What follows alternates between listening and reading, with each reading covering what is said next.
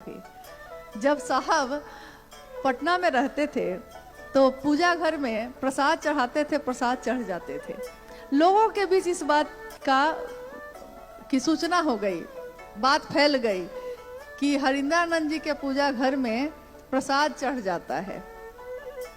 तीज का समय था, माँ नीला महाजन तीज का व्रत करती थी, यानी जो शिव की पूजा होती है, जिसमें शिव और शिव की पत्नी माँ पार्वती की पूजा करती थी। तो वो बाहर मंदिर में नहीं गई, घर में था ही पूजा घर। तो बगल के जो फ्लैट में और लोग रहते थे, वो महिला लोग हाथ में पूजा की थाली लेकर घर में आ गई। मतलब साहब के मुंह से ये घटना सुनी थी मैंने, और बाद में मुझको लगता है किसी चर्चा में, वीडियो में भी है ये, साहब की चर्चा में। तो थाली लेकर वो घर में आ गई। तो उन्होंने कहा कि मैडम, दीदी नीलम आनंद जी को कहा कि मैडम आप नहीं आई मंदिर, तो हम लोग सोचे कि हम ही लोग पूजा की थाली लेके आ जाते हैं, क्योंकि हमने सुना है कि आपके घर में भी तो पूजा घर में प्रसाद चढ़ जाता है। तो माँ नीलम आनंद जी ने कहा कि हाँ चढ़ता तो है, लेकिन अब आप लोग क्या चाहते हैं? तो जी हम लोग चाहते हैं कि हम लोग भी यहीं चढ़ा लेते हैं। उस महिला ने कहा कि चढ़ा लेते हैं। माँ नीलम आनंद ने कहा कि सामने पूजा घर है, जाइए। वो थाली लेकर पूजा घर के तरफ बढ़ी, और जैसे जैसे थाली लेके वो बढ़ रही है, उसमें से प्रसाद जो है वो अब गायब होते जा रहे हैं। प्रसाद उसमें से इतना दूर दिखता है, फिर गायब हो जा रहा है। पूजा घर 4 कदम पे ही था, उतनी ही देर में थालियों से प्रसाद गायब हो गए। वो लोग घबरा गई। तो उन्होंने कहा कि ये तो सारा प्रसाद चढ़ गया महादेव के पास, अब हम लोग घर ले जाके क्या देंगे? तो माँ ने कहा कि आपने जिस भाव से कहा कि महादेव को चढ़ाने जाते हैं, उस भाव से मैंने भी कह दिया कि ठीक है, जाइए चढ़ा दीजिए। तो महादेव की सत्ता ने ग्रहण कर लिया।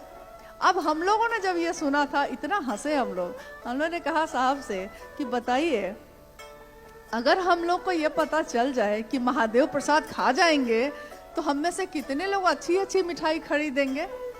क्योंकि अच्छी मिठाई हम ये चुन के लेते हैं कि पति को कौन वाला पसंद है, पत्नी को कौन वाला पसंद है, बच्चा को चढ़ाते हैं महादेव को, लेकिन पसंद अपनी रख के, ताकि चढ़ाने के बाद खाएंगे हम खुद। तो साहब ने कहा कि अरे एक घटना और हो गई थी।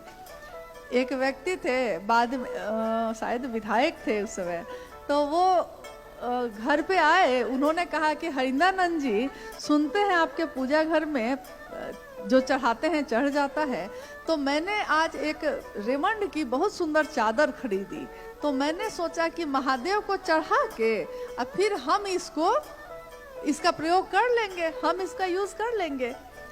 साहब ने कहा चढ़ा दीजिए। छोटी सी एक खिड़की थी पूजा घर में, जैसे ही वो चादर ऐसे लेके बढ़े, खिड़की से हवा के झोंके के साथ चादर उड़ी, और ये ले वो ले हवा में गायब हो गई। अब वो तो एकदम बिफर गए। उन्होंने कहा कि कोई तंत्र मंत्र लगता है आपने कर रखा है। कि मैं तो सोचा था ये क्या हो गया, माथा पकड़ के बैठ गए। अब साहब ने सोचा कि अगर इसको कोई चादर नहीं देंगे तो भाई ये तो अभी शिष्य बना भी नहीं है, पता नहीं मन ही टूट जाएगा इसका। दूसरा कहेगा कि अब से कभी महादेव को कुछ चढ़ाएंगे ही नहीं। तो उन्होंने कहा नीलम, अगर बक्सा में कोई चादर है तो निकालो, इनको दो। तो बक्से में एक चादर थी, माँ नीलम आनंद जी ने निकालकर उनको दे दी। अक्सर हम लोग ये कहते हैं कि अगर हमसे सचमुच महादेव ग्रहण करें, यानी कि भाव ग्रहण करते हैं वो, लेकिन अगर वो चादर ग्रहण कर लें तो हम लोग कौन सी चादर चढ़ाएंगे? सबसे सस्ता वाला। क्योंकि पूजा में ऐसा ही होता है।